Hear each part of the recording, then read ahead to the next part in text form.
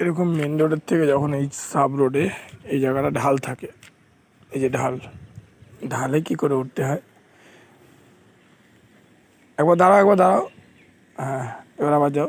বুঝতে পারছেন গাড়িটা কতটা ঢাল, এই রোড থেকে এই রোডে, এই যে ঢাল।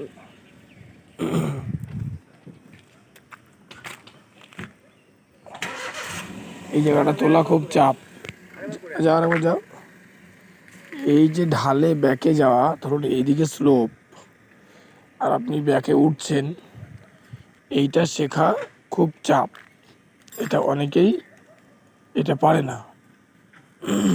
দেখুন ও 1 মাস ধরে ক্লাস করছে, ওর এবার চলছে এই টাইপের কাজগুলো, যেগুলো এখন ঢাল ব্যাকে আছে, কিন্তু এই ব্যাকে ঢালে কী করে উঠতে হবে, এই যে আবার মাঝে দাঁড়াতে হয়। একবার দাঁড়াও, আবার তোলো।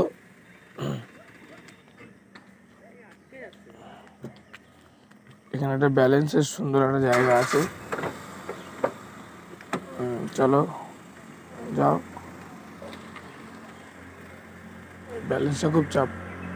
তোলো, চলে আসো আর না। এই যে ব্যালেন্সটা করা, একটু পিকাপে পা দিতে হবে। হ্যাঁ,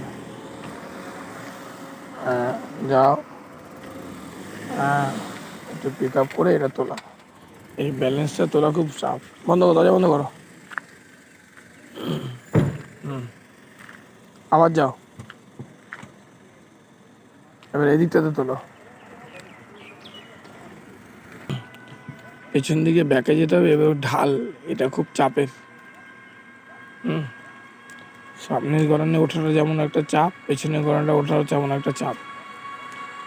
এই দেখুন এখন পেছন দিকে গড়ান, এই গড়ানে গাড়িটা উঠবে। 2বার বন্ধ হলো ওর কাছে। 3 বেলায় কি হয় দেখি।